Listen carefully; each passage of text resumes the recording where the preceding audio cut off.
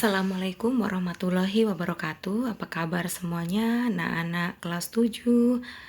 Semoga kalian sehat selalu, diberi kemudahan oleh Allah Subhanahu wa taala untuk dipermudah untuk belajar PJJ. Anak-anak, kita berjumpa lagi di pelajaran bahasa Indonesia bersama Ibu Yani. Hari ini kita akan membahas mengenai cerita fantasi. Nah, kita lihat cerita fantasi itu apa saja sih? Sebenarnya kita sering menjumpai di kehidupan kita. Kita sudah pernah membaca, menonton tentang cerita fantasi. Salah satunya ini kita mengingat kembali tentang penyihir, tokoh sihir Harry Potter. Harry Potter merupakan novel yang ditulis oleh J.K. Rowling. Nah, Harry Potter ini, apa sih uniknya? Harry Potter adalah seorang anak yang memiliki kehebatan dalam ilmu sihir. Bersama temannya, Ron Weasley dan Hermione, mereka belajar sekolah di sekolah sihir yang bernama Hogwarts. Nah, kita lihat lagi. Ini, contoh yang kedua, ada Narnia. Narnia juga diangkat dari sebuah novel dan kemudian difilmkan. Ada siapa tokohnya di sini? Ada Lucy, ada Aslan, ada kakaknya, ada Susan, Edmund. Nah, ini ceritanya di mana? Masih ingat? Ketika Lucy bermain peta umpet, terus menemukan sebuah lemari. Ternyata lemari itu adalah lemari pintu menuju dunia Narnia. Mereka berpetualang di sana, bertemu dengan Aslan. Nah, kita lihat yang selanjutnya. Yang kedua tadi adalah cerita-cerita teks fantasi dari luar negeri. Coba kita lihat, ada Iron Man, ada Spider-Man, itu juga cerita fantasi. Tapi Indonesia juga tidak kalah loh.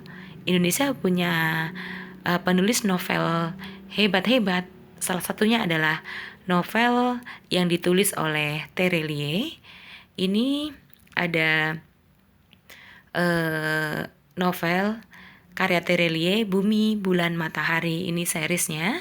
Ini menceritakan tentang petualangan 3 orang sahabat bernama Ali, Sally, dan Raib. Ternyata petualangan mereka membawa mereka kepada dunia-dunia baru. Ternyata dunia itu, kehidupan itu tidak hanya ada di bumi, tapi ada di klan-klan lain, yaitu klan bumi, bulan, matahari. Kita lihat bagaimana Bu dengan cerita ini. Kita lihat ada si kancil dan buaya, ada Frozen. Nah, anak-anak, ternyata fabel, legenda, cerita rakyat, dongeng itu termasuk dalam cerita fantasi. Loh, kok bisa begitu? Gitu kan pastinya. Kita lihat satu-satu. Di sini ada cerita tentang si kancil dan buaya. Kita tahu nih, si kancil dan buaya. Kenapa ini termasuk cerita fantasi?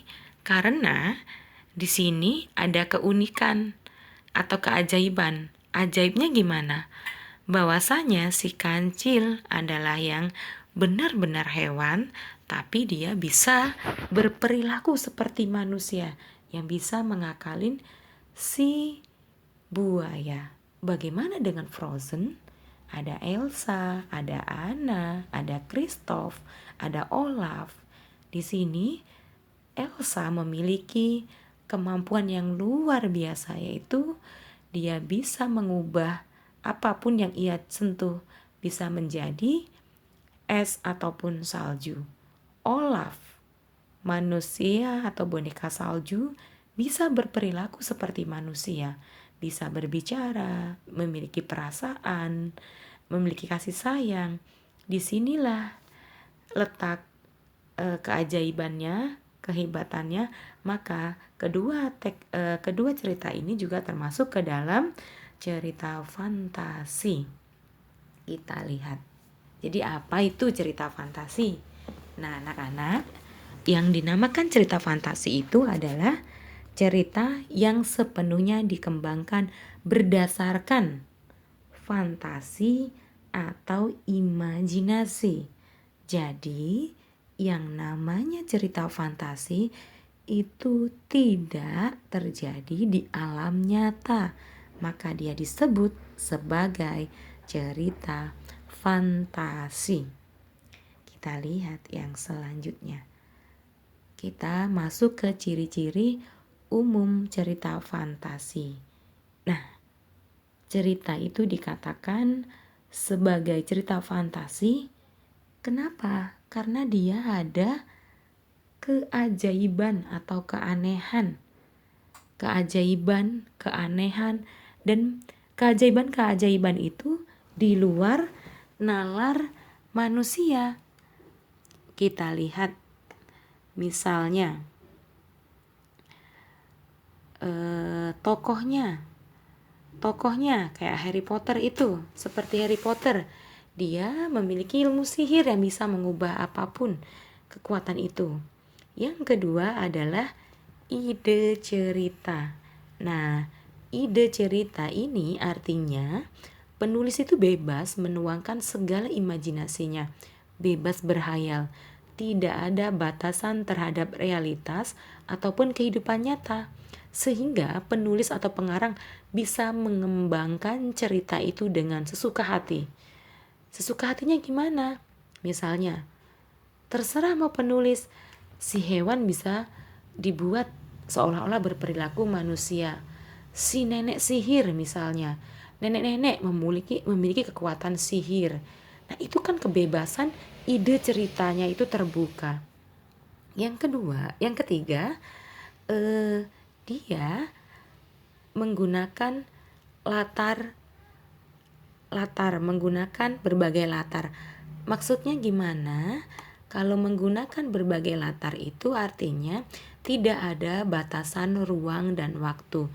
Cerita fantasi bisa menggunakan latar apapun dalam penulisannya, mulai dari yang ada di dalam kehidupan sehari-hari hingga tidak ada ataupun bersifat karangan. Jalinan peristiwa pada cerita itu juga bisa berpindah-pindah dari berbagai latar yang melintasi ruang dan waktu. Coba kita ingat lagi tentang novel Bumi Bulan Matahari. Itu kan juga dari segi latarnya itu sudah dia menembus batasan nalar manusia. Masa iya ada kehidupan di matahari? Itu kan kalau kita memikirkannya kan panas. Nah, itu adalah bagaimana pengarang itu diberi kebebasan untuk bisa menentukan latar sesuka hatinya. Yang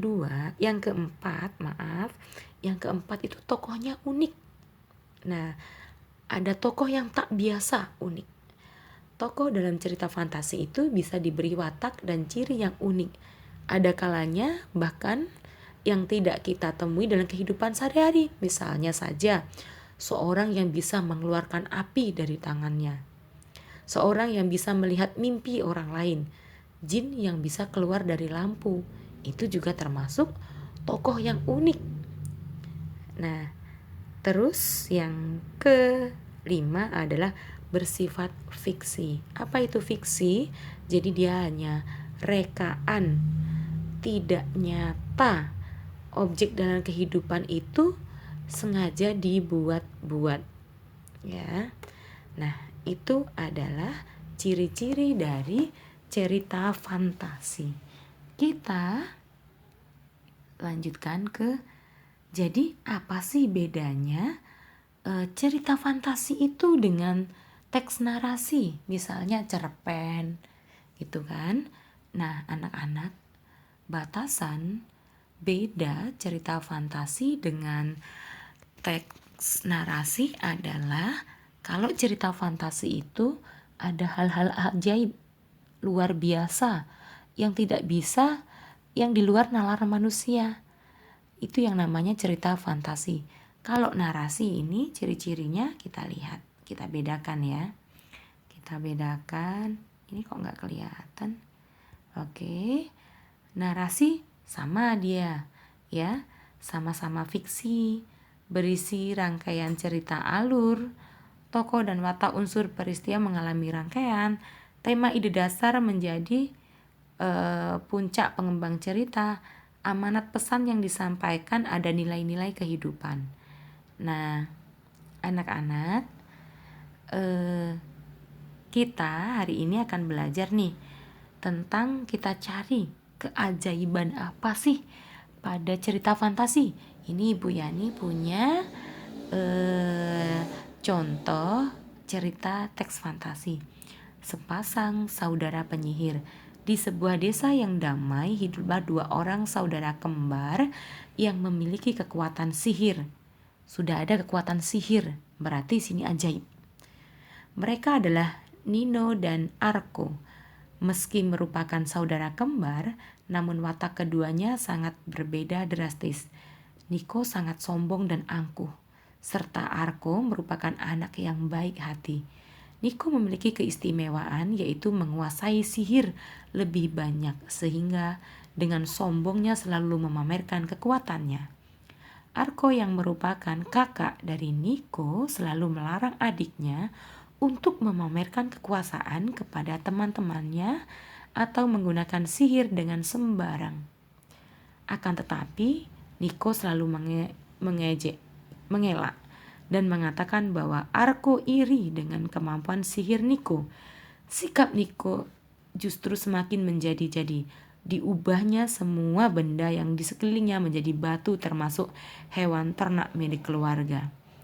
Arko terus menasehati si adik, tapi tetap saja Niko yang keras kepala dan angkuh merasa bahwa dirinya paling kuat dan hebat, sehingga seluruh benda di dalam rumahnya diubah menjadi batu. Ada satu benda yang belum diubah, yaitu cermin. Niko yang membacakan mantra kemudian berniat mengubah cermin menjadi batu. Ternyata berbalik arah. Mantra tersebut ternyata berbantul ke arah Niko. Jadi Niko berubah menjadi batu. Kalau kita lihat, kita cari di sini keajaiban dari cerita ini. Itu apa sih yang tidak ada di kehidupan manusia? Yang pertama, dua anak kembar memiliki kekuatan sihir. Dalam dunia nyata itu tidak ada. Itu kan? Selanjutnya, yang kedua adalah bahwasanya si Niko bisa mengubah seluruh benda menjadi batu. Pada poin mana? Oke, diubahnya semua benda di sekeliling menjadi batu dan hewan ternak milik keluarganya juga menjadi batu. Ini adalah hal ajaib yang ada pada cerita fantasi. Jadi ada berapa? Ada 1, ada 2. Nah, oke. Cukup sekian pelajaran dari Ibu tentang cerita fantasi. Nanti silakan kalian kerjakan tugasnya yang ada di classroom.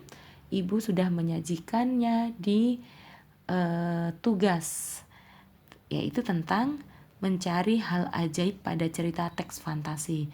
Terima kasih. Ibu akhiri. Wassalamualaikum warahmatullahi wabarakatuh.